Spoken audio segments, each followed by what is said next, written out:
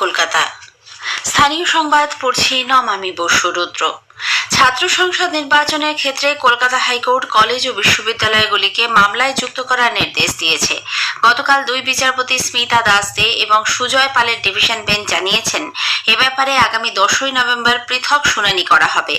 একই সঙ্গে ওই দিন কলেজের র্যাগিংয়ের বিষয়টিও শুনবে আদালত। উল্লেখ্য, গতকাল মামলার শুনানিতে রাজ্যের আইনজীবী কল্যাণ বন্দ্যোপাধ্যায় ছাত্র সংসদ নির্বাচন এবং অ্যান্টি র্যাগিং কমিটি করার দায় রাজ্যের নয় বলে জানিয়ে তা কলেজগুলির দিকেই ঠেলে দেন। এর প্রেক্ষিতে ডিভিশন বেঞ্চ জানিয়েছে, রাজ্য সরকার এই নির্বাচন করাতে দায়বদ্ধ কিনা তা সর্বাগ্রে বিবেচনা করতে হবে। স্কুল শিক্ষাকর্মী গ্রুপ সি নিয়োগ দুর্নীতি মামলায় সিবিআই গতকাল এসএসসির প্রাক্তন চেয়ারম্যান সুবীরেশ ভট্টাচার্য সহ 5 অভিযুক্তের কণ্ঠস্বরের নমুনা সংগ্রহ করেছে। আলিপুর আদালতে ম্যাজিস্ট্রেটের উপস্থিতিতে ওই নমুনা সংগ্রহ করা হয়। তদন্তকারী সংস্থা সূত্রে খবর, নিয়োগ তালিকা প্রকাশের আগে এই 5 জন একটি বৈঠক করেছিলেন। সম্প্রতি সেই বৈঠকের অডিও ক্লিপিং সামনে আসে। সেখানে পাওয়া কণ্ঠস্বর ওই 5 অভিযুক্তের কিনা তা জানতে ফরেনসিক পরীক্ষার জন্য কণ্ঠস্বরের নমুনা সংগ্রহের প্রয়োজন পড়ে। আজ সে সংক্রান্ত রিপোর্ট বিশেষ আদালতে জমা দেবে সিবিআই। সমাজ মাধ্যমে ইনফ্লুয়েন্সার বা নেট প্রভাবীরা নিজেদের কন্টেন্ট তৈরি করার জন্য বাক স্বাধীনতাকে রক্ষা কবচ হিসেবে ব্যবহার করতে পারবেন না বলে সুপ্রিম কোর্ট জানিয়েছে। শীর্ষ আদালতের দুই বিচারপতি সূর্যকান্ত এবং জয়মাল্য বাগচি জানান, নেট প্রভাবীরা নিজেদের বক্তব্যের বাণিজ্যিকীকরণ করেন। সেক্ষেত্রে কোনো কন্টেন্ট বাণিজ্যিক বা নিষিদ্ধ বক্তৃতার আওতায় পড়লে সেটির জন্য বাক স্বাধীনতার অধিকার প্রযোজ্য হবে না। ভবিষ্যতে এ ধরনের কন্টেন্ট তৈরি করলে আর্থিক জরিমানা করা হতে পারে বলে শীর্ষ আদালত জানিয়েছে। একই সঙ্গে প্রকাশ্যে ক্ষমা চাওয়ারও নির্দেশ দিয়েছেন বিচারপতিরা। সম্প্রতি একটি কমেডি শোয়ে বিশেষভাবে সক্ষমদের নিয়ে কিছু কুরুচিকর মন্তব্য কৌতুকের ছলে করা হয়, কিন্তু রসিকতার মধ্যে সংবেদনশীলতার অভাব রয়েছে বলে এর বিরুদ্ধে শীর্ষ আদালতে মামলা দায়ের করে একটি সংস্থা।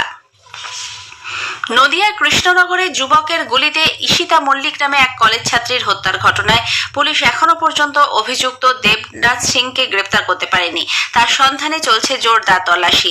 এদিকে গতকাল ঈশিতার বাড়িতে পুলিশের পক্ষ থেকে বিশেষ পাহারা বসানো হয়েছে, সংগ্রহ করা হয়েছে নমুনা।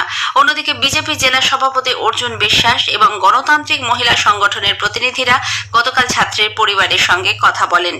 ময়না তদন্ত সম্পন্ন হবার পর গত সন্ধ্যায় ঈশিতার দেহ বাড়িতে নিয়ে যাওয়া হয়। নবদ্বীপ শ্মশানে সম্পন্ন হয় তার শেষকৃত্য।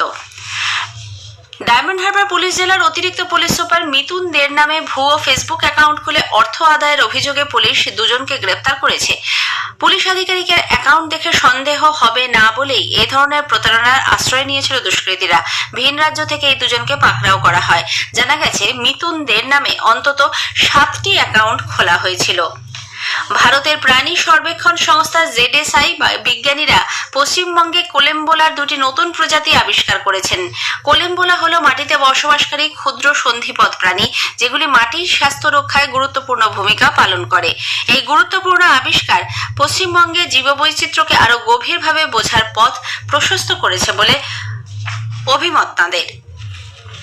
আজ গণেশ চতুর্থী। ভাদ্র মাসের শুক্লা পক্ষের পুণ্যতিথিতে রাজ্য তথা দেশ জুড়ে সিদ্ধিদাতা গণপতির আরাধনা চলছে। বারোয়ারি পুজোর পাশাপাশি অনেক গৃহস্থের বাড়িতেও গণেশ পুজোর আয়োজন করা হয়েছে। কোনো কোনো জায়গায় 10 দিন ব্যাপী গণেশ পুজো করা হয়ে থাকে। গণেশ পুজো উপলক্ষে মণ্ডপগুলি আলোর মালায় সাজিয়ে তোলা হয়েছে। রাজ্যপাল সিভি আনন্দ বোস এবং মুখ্যমন্ত্রী মমতা ব্যানার্জি গণেশ চতুর্থী উপলক্ষে রাজ্যবাসীকে শুভেচ্ছা জানিয়েছেন। সকলের শান্তি, উন্নতি ও সমৃদ্ধি কামনা করেছেন তারা।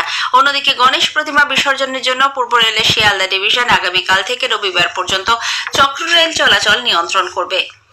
স্থানীয়ভাবে বজ্রগর্ভ মেঘের কারণে আজ 2 চব্বিশ পরগনা, হাওড়া, নদিয়া এবং 2 মেদিনীপুরে বিক্ষিপ্তভাবে দমকা হাওয়া এবং বজ্রবিদ্যুৎ সহ ঝড় বৃষ্টির সম্ভাবনা আছে।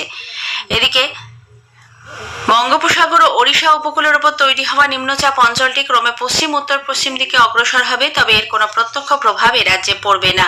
আগামীকাল পর্যন্ত মৎস্যজীবীদের ওড়িশা উপকূলের দিকে যেতে নিষেধ করা হয়েছে।